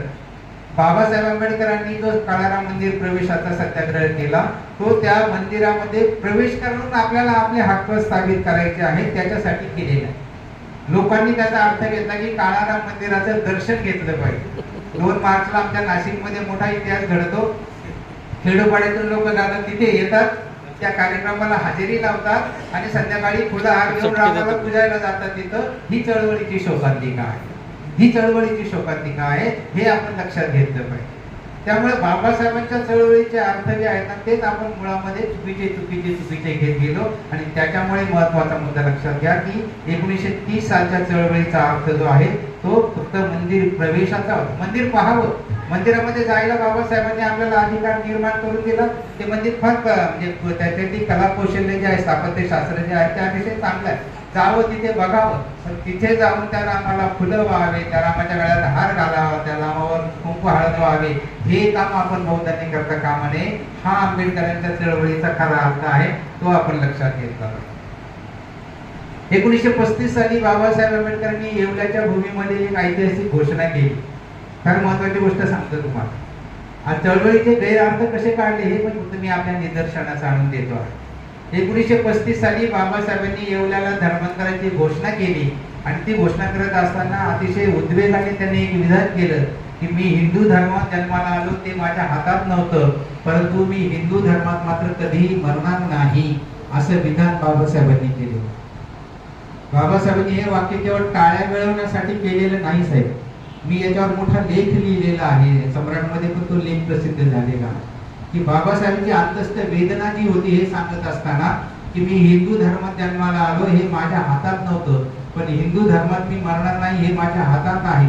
आणि बाबासाहेबांनी ते खरं करून दाखवलेलं आहे. पण तुम्ही आम्ही सगळे त्यांचे अनुयायी आहोत. आपली शोकांतिका अशी आहे, आपण त्या चळवळीचा गैरअर्थ असा घेतला साहेब की 56 नंतर जे तुम्ही आम्ही जन्माला आलो ते सगळे बौद्ध धर्मामध्ये जन्माला आलो आणि बौद्ध धर्मामध्ये जन्माला येऊन आपण काय करतो आहोत, हिंदू धर्माचं आचरण करत आहोत. हा बाबासाहेबांच्या घोषणेचा सगळ्यात मोठा म्हणजे अपमान आहे, विडंबना आहे असं मी समजतो. म्हणून आपण लक्षात घेतलं पाहिजे, जे बाबासाहेब अतिशय पोटतिडकीने सांगतात की मी हिंदू धर्मामध्ये मरणार नाही, त्याच बाबासाहेबांचे अनुयायी आपण बौद्ध धर्मामध्ये जन्मलो आणि हिंदू धर्माप्रमाणे आचरण करतो आहोत. ही सगळ्यात मोठी विडंबना आहे आंबेडकरी चळवळीची. म्हणून 1930 सालच्या या गोष्टीतून आपण हा बोध घेतला पाहिजे की मी ही बौद्ध धर्मात जन्माला आलेलो आहोत, बाबासाहेबांनी मला आदेश दिलेला आहे आणि मी बौद्ध धर्मानुसारच आचरण करेन. मी अनेक विद्यार्थ्यांना असं सांगत असतो, माझ्या बुद्धचं एक अतिशय चांगलं वचन आहे, तुम्ही नेहमी म्हणता, पण त्याचा गंभीर अर्थ कोण घेईल याच्यावर मात्र कोणी विचार करत नाही. साधं उदाहरण आहे बाबासाहेब म्हणजे भगवान बुद्धांच्या त्या गाथेमधलं, बुद्ध वंदनेमधले आहे मला वाटतं. त्याच्यामध्ये असं म्हटलेलं आहे, नत्थी मे शरणं अन्यं बुद्धो मे शरणं वरं एतेन सच्च वज्जेन होतु मे जयमंगलम. साधं आहे. भगवान बुद्ध जर असं म्हणत असतील की नत्थी मे शरणं अन्यं, नत्थी नाही, मे मला, शरण शरणस्थान, नत्थी मे शरणं अन्यं, तो शब्द जो आहे तो अयम नाही आहे, तो अन्य शब्द आहे, तो अन्य शब्द आहे. अन्य म्हणजे इतर, मला दुसरं कुठलंही इतर शरणस्थान असणार नाही. केव्हा? बुद्धो मे शरणं वरं, जेव्हा मी बुद्धाला शरण जाईल तेव्हा मला दुसरंही कुठलंही शरणस्थान असणार नाही. एतेन सत्यवचेन, हेच एक सत्यवचन आहे. हो तुम्ही जयमंगलम, त्याने माझं मंगल होणार आहे. पण मंगल होणार आहे अशी श्रद्धा मनामध्ये निर्माण झाली पाहिजे. फार महत्वाची गोष्ट आहे, आपल्या मनामध्ये अशी श्रद्धा निर्माण झाली पाहिजे. मी जेव्हा या पाली भाषेच्या कार्यशाळा घेतो सर, या कार्यशाळा घेत असताना एक अतिशय चांगलं उदाहरण देत की एखाद्या हिंदू माणसाला जर आपण सांगितलं की बाबा रे तू मला गायत्री मंत्र म्हणून दाखव, लक्षात घ्या प्रसंग, एखाद्या हिंदू माणसाला जर सांगितलं की बाबा तू गायत्री मंत्र म्हणून दाखव, तर तो गायत्री मंत्र लगेच म्हणत नाही. तो काय करतो, अगोदर ताट बसतो, डोळे बंद करून घेतो, तो हात जोडतो, तो चित्त एकाग्र करतो आणि मग तो गायत्री मंत्र म्हणायला सुरुवात करतो. हे का करतो? त्या गायत्री मंत्राने माझं कल्याण होणार आहे, त्या गायत्री मंत्राने माझं संकट दूर होणार आहे, त्या गायत्री मंत्राने माझं भलं होणार आहे, अशी श्रद्धा त्याच्या मनामध्ये निर्माण झालेली असते आणि त्या श्रद्धेला एकाग्र होऊन तो म्हणत असतो. माझं म्हणणं असं आहे, मी जेवढा अभ्यास केलेला आहे त्याच्यावर माझं असं लक्षात आलं दादा की गायत्री मंत्रामध्ये जी काही शक्ती असेल की नसेल मला माहित नाही, पण जी काही शक्ती असेल त्याच्या 100 पटीनं शक्ती आपल्या त्रिशरण पंचशिलामध्ये आहे साहेब. ही गोष्ट महत्वाची लक्षात आहे. पुण्याला आता मागच्या 2 महिन्यापूर्वी स्वास्थ्यम नावाचा उपक्रम झाला साहेब.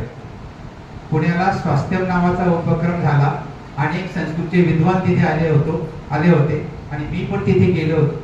तिथे एका संस्कृत विद्वानाने असं सांगितलं की संस्कृत भाषेचे जे शब्द आहेत त्या शब्दांमध्ये तरंग आहे आणि त्या तरंगांमध्ये एक शक्ती आहे आणि ते तरंग तुम्ही जितके ते संस्कृत शब्द शुद्धपणे उच्चारण कराल तितक्याच पद्धतीने ते शुद्ध तरंग निर्माण होतील. मी तिथे त्याचा प्रतिवाद केला, कारण त्याच्या बोलण्यातूनच हे आलं दादा की तो म्हणाला की याचं मूळ जे आहे ते पाली भाषेमध्ये आहे सर, त्याचं मूळ जे आहे ते पाली भाषेमध्ये आहे. एकच शब्द मी धरला आणि मी तिथे त्याचा प्रतिवाद केला जाहीरपणे. त्याच्यानंतर मी जेव्हा बोललो तिथे मी सांगितलं की संस्कृत ही पालीच्या नंतरची भाषा आहे आणि मूळ तुम्ही जे सांगता आहात ते पाली शब्दांचं उच्चारण आहे आणि हे पाली शब्द जितके तुम्ही शुद्धपणे उच्चारण कराल तितके शुद्ध तरंग निर्माण होतील आणि तितके शुद्ध तरंग निर्माण झाले तर त्याचा फायदा, त्याची अनुभूती तुम्हाला मिळू शकेल. हे सगळ्यात महत्वाची गोष्ट त्या ठिकाणी सांगितली. मुद्दा असा आहे की मला दुसरं कुठलंही शरणस्थान नाही. केव्हा? जेव्हा मी बुद्धाला शरण जातो तेव्हा. आणि मी अनेकांच्या घरामध्ये बघतोय बुद्धांच्या ठिकाणी शेजारी साईबाबा आहे, बुद्धांच्या शेजारीच गणपती आहे, बुद्धांच्या शेजारीच एखादी देवता आहे. हे असं करणं म्हणजे बुद्धांवर अन्याय करण्यासारखं आहे. या दृष्टीने आपण धम्माकडे बघितलं पाहिजे आणि म्हणून ही धम्म चळवळ जर गतिमान करायची असेल तर त्या दृष्टीने आपण कार्यरत राहिलं पाहिजे. ही सगळ्यात महत्त्वाची गोष्ट आहे. मुद्दे अनेक आहेत, वेळ झालेली आहे, त्याच्यामुळे मी फक्त शेवटचे उपाय काय आहेत ते उपाय जे मी प्रत्यक्ष राबवतो आहे ते उपाय सांगून मी माझं भाषण या ठिकाणी संपवतो. बोलण्यासारखं खूप आहे. तुमची सहनशीलता किती मला माहित नाही. मी जेव्हा लेक्चर घेतो तेव्हा 3-3 तास मी स्वतः, आजकाल माझं वैयक्तिक प्रोजेक्ट असा राहिलेला आहे की मी पॉवर पॉइंट प्रेझेंटेशन मध्ये लेक्चर घेतो सर. तुमच्या माहितीसाठी सांगतो, मी पॉवर पॉइंट प्रेझेंटेशन स्क्रीन लावतो, स्क्रीनवर सगळं काही मी स्वतः फीड केलेलं असतं माझ्या कॉम्प्युटरमध्ये आणि ते लोकांना दाखवतो आणि मी जे जे बोलतो ते स्क्रीनवर दाखवत चालतो. लोकांना व्हिज्युअलाइज पण होतं, ऐकायला मिळतं आणि कायमस्वरूपी लोकांच्या स्मरणामध्ये राहत असतं. तर अशा पद्धतीचं मी लेक्चर सध्या घेत असतो. म्हणून हे जे उपाय आहेत ही मी ते कॉम्प्युटरमध्ये फीड केलेलं आहे. परंतु आता इथे स्क्रीन किंवा हे नसल्यामुळे आणि मी लॅपटॉप काही आणलेला नसल्यामुळे मला फक्त आपल्याला ही जी धम्म चळवळ आहे ही गतिमान कशी करता येईल याच्याविषयी बोलायचं. मी तुम्हाला धम्म म्हणजे काय सांगितलं, चळवळ म्हणजे काय सांगितलं, गतिमानतेच्या बाबतीत काय अडथळे येतात हे सुद्धा सांगितलं. म्हणजे आपल्याकडे लोक इतकी विद्वान आहेत, म्हणजे आम्ही जेव्हा विधी करतो तेव्हा लोक आम्हाला सांगतात की नाही, विधी पाली भाषेमध्ये न म्हणता तुम्ही मराठीमध्ये तयार करा, त्याच्यामध्ये अडथळा असत. पाली भाषेमध्ये म्हणू नका, तुम्ही पाली भाषेच्या ऐवजी मराठीमध्ये तयार करा. मी त्यांना सांगतो अरे पाली भाषा जतन करण्याचे हेच एकमेव साधन आहे जे सर्वसामान्य लोकांमध्ये प्रचलित आहे. परंतु तसं होत नाही. हा पाली धम्म चळवळ गतिमान करण्यामध्ये मोठा अडथळा आहे. मग आम्ही पाली भाषा शिकवता परित्राण पाठ घ्यायला सुरुवात केली. परित्राण नावाची फार मोठी संकल्पना आहे बौद्ध धर्मामध्ये, परंतु ज्यांना माहित आहे की कल्पना नाही. परंतु परित्राण पाठ जो आहे हा अतिशय आदर्श असा बौद्ध धर्मामध्ये सांगितलेला एक विधी आहे. आपण हळदीचे कार्यक्रम करतो, त्या हळदीच्या कार्यक्रमाला आम्ही परित्राण पाठ ही एक पर्यायी मार्ग दिलेला आहे आणि त्या दृष्टीने हळदीच्या ऐवजी आता आम्ही परित्राण पाठ लोकांना घ्यायला सांगत असतो. पण त्या परित्राण पाठालाही विरोध करण्यात आला आणि सांगितलं की नाही, हे काहीतरी सत्यनारायणासारखं आहे. जेव्हा मी त्यांना सांगतो की नाही बाबांनो, 14 ऑक्टोबर 1956 बाबासाहेबांनी जेव्हा धम्मदीक्षेचा कार्यक्रम घेतला तेव्हा चंद्रमणींनी अगोदर बाबासाहेबांना सांगून त्या ठिकाणी परित्राणाचा कार्यक्रम घेतलेला आणि 56 सालची आमंत्रण पत्रिका जर तुम्ही बघा व्हॉट्सअपवर आलेली आहे, व्हॉट्सअपवर ती आमंत्रण पत्रिका आहे, त्याच्यामध्ये पहिलंच म्हटलेलं आहे सकाळी 6 वाजता परित्राण पाठ होईल. याचा अर्थ काय? याचा अर्थ बाबासाहेबांनी सुद्धा त्याला मान्यता दिलेली आहे. परित्राण हा बौद्ध धर्मातील एक अतिशय पवित्र असा विधी आहे. तो करायला आम्ही सुरुवात केली, त्यालाही लोकांनी विरोध करायला सुरुवात केली. आता तर पाली भाषेला विरोध करतात, पण विपश्यनेला सुद्धा विरोध करणारा मोठा गट निर्माण झालेला आहे सर. आपल्याला तर कल्पना आहे, यशवंत मनोहर सारखे काय किंवा राजा भाऊ सारखे काय लोक विपश्यनेला विरोध करतात. काय बोलणार त्याच्यावर? मुद्दा असा आहे की हे सगळे प्रकार जे आहेत हे धम्म चळवळीमध्ये अडथळा निर्माण करणारे आहेत. त्याच्यामुळे धम्म चळवळ गतिमान होत नाही. आणि मग उपाय काय करायचे आहेत ते उपाय सांगून मी फक्त आपल्या समोर थांबणार आहे. सगळ्यात पहिला उपाय जो आहे तो सगळ्यात महत्वाचा आहे साहेब. आपल्या घरी बुद्ध आणि त्यांचा धम्म हा ग्रंथ प्रत्येक बौद्धाच्या घरी असलाच पाहिजे. मी स्वतः तो उपक्रम राबवला साहेब 3 वर्ष. प्रत्येक वर्षावासाला, म्हणजे मी माझा वैयक्तिक उपक्रम सांगतो, मी एका वर्षावासामध्ये माझ्याकडे जे इंग्लिश खंड आहे बुद्ध आणि त्यांचा धम्म म्हणजे लॉर्ड बुद्ध आणि धम्मा, जो 11वा खंड आहे रायटिंग स्पीचेसचा, त्याचं वाचन करतो एक वर्षी. पहिल्या वर्षी मी इंग्लिश ग्रंथाचं वाचन करतो, निरूपण करतो. दुसऱ्या वर्षी भत्ते आनंद कौशल्य यांनी लिहिलेली हिंदी आवृत्ती आहे, त्या हिंदी आवृत्तीचं वाचन करतो, त्याचं प्रेझेंटेशन करतो. आणि तिसऱ्या वर्षी मराठी आवृत्तीचं प्रेझेंटेशन करतो. म्हणून प्रत्येक बौद्ध धर्मीयाच्या घरी बुद्ध आणि त्यांचा धम्म हा ग्रंथ असलाच पाहिजे. तो केवळ असून उपयोग नाही, तो वाचला पाहिजे. तो केवळ वाचून उपयोग नाही, तो अभ्यासला पाहिजे. तो केवळ अभ्यासून उपयोग नाही, तो आचरणात आणला पाहिजे. तर खऱ्या अर्थाने हे अभिवादनाचे कार्यक्रम यशस्वी होतील. म्हणून आपण पहिला उपाय काय आहे की प्रत्येक बौद्ध धर्मीयाच्या घरी बुद्ध आणि त्यांचा धम्म आणि डॉक्टर बाबासाहेब आंबेडकरांच्या चरित्राचे खंड हे असलेच पाहिजे. मग ते धनंजय केरांचे 3 खंड आहेत ते असले पाहिजे. त्यानंतर चांगदेव खैरमुडेंचे 12 खंड आहेत ते असले पाहिजे. BC कांबळेंचे 17 खंड आहेत ते असले पाहिजे. रायटिंग स्पीचेसचे 23 खंड आहेत ते असले पाहिजे. बाबासाहेब आंबेडकरांनी स्वतः 23 ग्रंथ लिहिलेले आहेत ते असले पाहिजे. असली सगळी यादी जर तुम्हाला दिली तर 100-200 ग्रंथांची यादी होती. हे सगळे ग्रंथ आपल्या संग्रही असले पाहिजे. आपण ते वाचले पाहिजे, तर धम्म चळवळ गतिमान होऊ शकेल. बाबासाहेबांनी एका व्याख्यानामध्ये म्हणले आहे की तुमच्या घरातले देवारे काढून टाका आणि त्या ठिकाणी ग्रंथालय उभे करा. हे बाबासाहेबांचं फार मोठं योगदान आहे आपल्याला, की बाबासाहेबांनी ग्रंथाचं महत्त्व आपल्याला सांगितलेलं आहे. आणि म्हणून प्रत्येकाच्या घरी देवालयाऐवजी ग्रंथालय असलं पाहिजे, तर आपली धम्म चळवळ गतिमान होऊ शकेल. हा दुसरा मुद्दा आपण लक्षात घ्यायचा. पुढची परिस्थिती अशी आहे की मी एका बनते दलाई लामांबरोबर एक म्हणजे डिबेट्स केलं होतं सर. आणि दलाई लामांना प्रश्न विचारायची संधी होती. आपल्या त्या ज्युपिटर हॉटेलमध्ये तो कार्यक्रम झाला होता. आणि मग ते दलाई लामांना आम्ही खाजगी बैठकीत भेटलो आणि त्यांना मी प्रश्न केला की तुम्ही भारतामध्ये जेव्हा येता किंवा महाराष्ट्रामध्ये जेव्हा येता किंवा महार कम्युनिटीतल्या बौद्धांना जेव्हा तुम्ही धम्म समजावून सांगता तेव्हा कोणता धम्म समजावून सांगता. त्यांना मी विचारलं की तुम्ही बौद्धांना कोणता धम्म समजावून सांगता. पहिली गोष्ट माझा प्रश्न त्यांच्या लक्षातच आला की कोणता धम्म म्हणजे काय. बुद्ध धम्म तर एकच आहे. पण बांधवानं तुमच्या माहितीसाठी म्हणून सांगतो की भारतामध्ये काय किंवा त्यात महाराष्ट्रामध्ये काय दोन प्रकारचे बुद्धिझम चालू आहे. एक आहे ट्रेडिशनल बुद्धिझम म्हणजे पारंपरिक बुद्धिझम. तो भगवान बुद्धांना अवतार मानतो. तो भगवान बुद्धांच्या ग्रहत्यागाची कारण चुकीची सांगतो. तो भगवान बुद्धांच्या धर्मामध्ये स्वतःच्या धर्माची भेसळ करत चालतो. असा एक बुद्धिझम चालू आहे. आणि 1956 नंतर बाबासाहेबांनी आपल्याला जो बुद्धिझम दिला तो विज्ञानवादी बुद्धिझम आहे. तो तर्कसंगत बुद्धिझम आहे. तो बुद्धिप्रामाण्यवादी बुद्धिझम आहे. तो बुद्धिझम आपल्याला ठेवून चालायचा. म्हणून या भाषणामध्ये मी जेव्हा असं म्हणेल तुम्हाला की बुद्धांचा धम्म पाळायचा आहे आणि बुद्धांचा धम्म तर्कसंगत आहे, बुद्धांचा धम्म विज्ञानवादी आहे, तो विज्ञानवादी धम्म तुम्ही स्वीकारला पाहिजे. आणि मग प्रचलित व्यवस्थेतली एक फार मोठी म्हण तुम्हाला माहीत आहे. तिथे असं म्हटलेलं आहे की वाळूचे कण रगडीता तेलही गळे. लक्षात घ्या मग, वाळूचे कण रगडीता तेलही गळे. मग आता तेल महाग झालेलं आहे. कुणीतरी नाशिकचे साळवे आले त्यांनी सांगितलं की वाळूचे कण रगडीता तेलही गळे. मग आता मी बाहेर पडलो की समोर बांधकाम चालू आहे. वाळूचे एक पोतं घेऊन जातो, घरी जातो, रात्रभर रगडत बसतो. तेल गळेल का त्याच्यातून? नाही गळणार. कारण हा विचार मुळात किती उदात्त असला तरी तो तर्कसंगत नाही. आणि म्हणून साळवेंनी जरी सांगितलं की हा जो बुद्धिस्ट विचार आहे तो तुम्ही मानता कामा नये, कारण तो तर्कसंगत नाही. या गोष्टी लक्षात आपण घेतल्या पाहिजे की बुद्धांचं जे तत्वज्ञान आहे ते तर्कसंगत तत्वज्ञान आहे. आणि म्हणून आपण आंबेडकराईट बुद्धिझम पाळला पाहिजे. तो आंबेडकराईट बुद्धिझम प्रत्येकाने समजून घेतला पाहिजे, आचरणात आणलं पाहिजे. आणि त्याच्यासाठी मग अशी व्याख्यानं असतील, कार्यशाळा असतील, चर्चासत्र असतील, धम्मपरिषदा असतील, हे सगळे उपक्रम जे आहेत त्याचा मारा समाजावर केला पाहिजे. मला सर इथल्या आयोजकांना हेच विनंती करायची आहे की केवळ 14 ऑक्टोबर असेल किंवा 6 डिसेंबर असेल किंवा धम्मचक्र प्रवर्तन असेल असं घडता कामा नये. तुम्ही व्याख्यानमाला लावा, तुम्ही वर्षावास लावा, वर्षावासामध्ये 3 महिने व्याख्यानमाला लावा. समाजावर धम्माचा वारंवार असा प्रभाव परत केला पाहिजे, मारा झाला पाहिजे.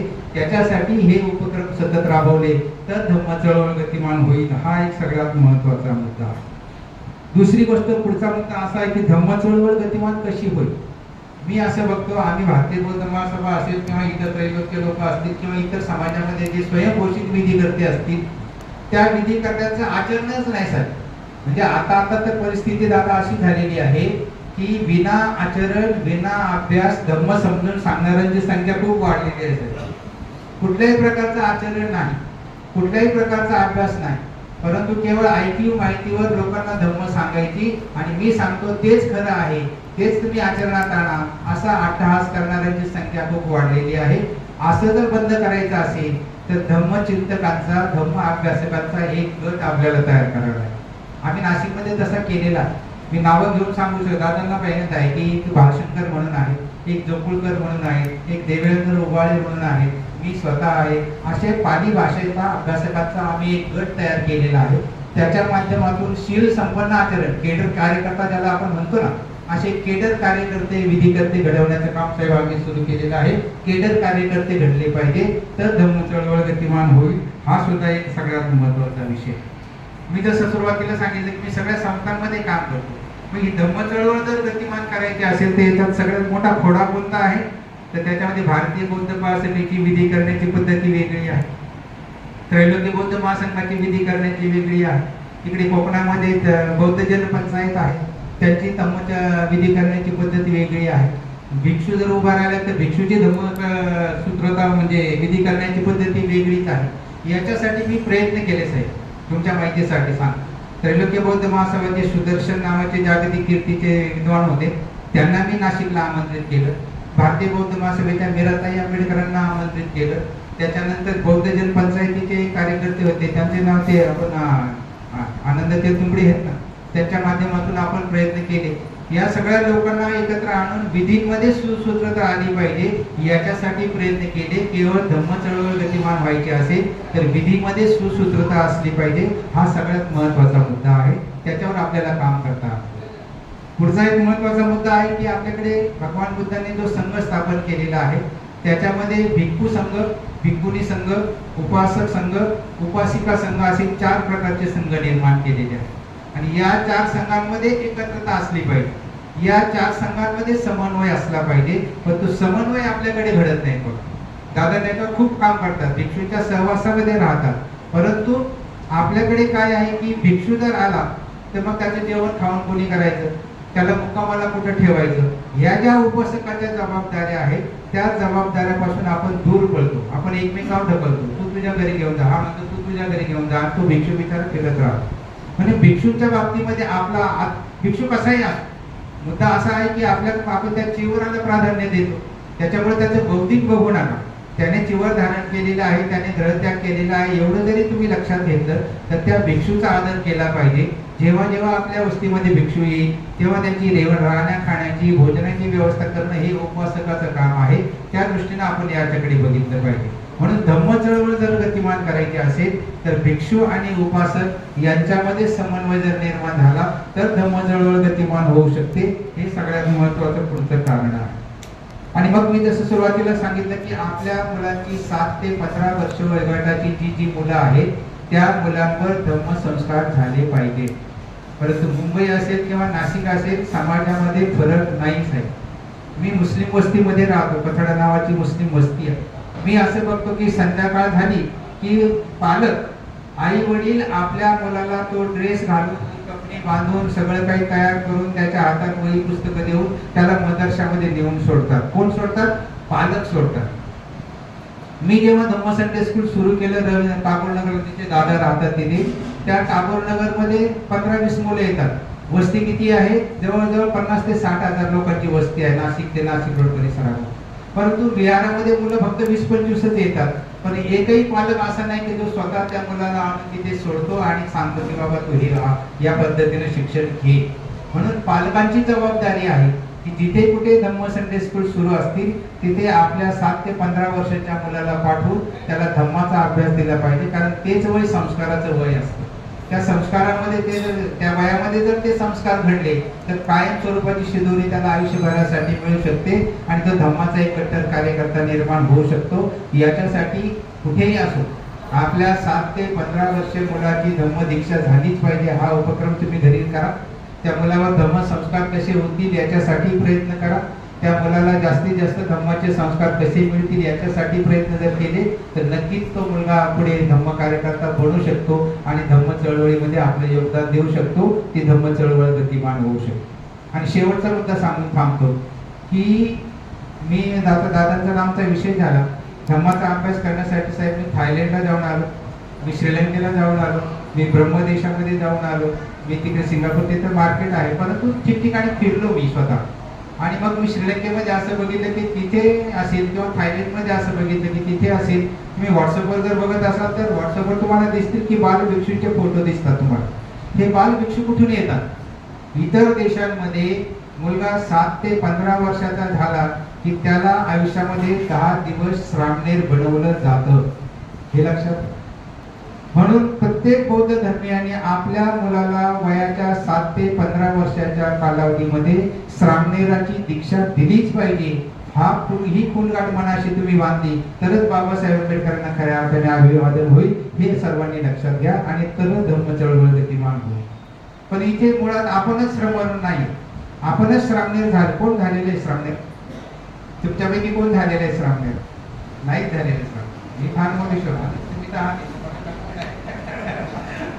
मुद्दा फक्त शेवटचा सांगून थांबतो की प्रत्येक बौद्ध कुटुंबाने आपल्या मुलाला आयुष्यामध्ये एकदा तरी श्रामणेर बनवलंच पाहिजे. फार फरक पडतो. आम्ही आम्ही जेव्हा श्रामणेर होतो, आम्ही जेव्हा वंदन करतो, आम्ही जेव्हा चिवर धारण करतो, आम्ही जेव्हा 10 दिवस घरापासून बाहेर राहतो आणि मग तिथे जो काही आचरण घडतं त्या आचरणातून आपल्या मनावर जो परिणाम होत असतो तो मनावर परिणाम होणारा फार परिवर्तनशील असतो. तो परिणाम कायमस्वरूपी असतो. तो परिणाम धर्माकडे आकर्षण करणारा असतो. तो परिणाम आपल्याला धर्माचे संस्कार घडवणारा असतो. म्हणून प्रत्येक बौद्ध माणसाने आपल्या 7 ते 15 वर्ष वयाच्या मुलाला आयुष्यामध्ये एकदा तरी श्रामणेर केलं पाहिजे. मुळात आपण स्वतः श्रामणेर झालं पाहिजे असा सुद्धा संकल्प तुम्ही केला तर बाबासाहेब आंबेडकरांची ही जी धम्म चळवळ आहे ही गतिमान होऊ शकेल. त्याच्यासाठी आपण सर्वांनी प्रयत्न करावा आणि ही धम्म चळवळ गतिमान करण्याचा संकल्प करूनच ही जयंती साजरी केल्याचा आपण या ठिकाणी अभिमान बाळगू. मी माझ्या वतीनं सगळ्यांच्या वतीनं बाबासाहेबांना या जयंतीच्या निमित्ताने विनम्र अभिवादन करतो. जयंतीच्या आपल्या सर्वांना शुभेच्छा देतो आणि इथंच माझं मनोगत थांबवतो. धन्यवाद.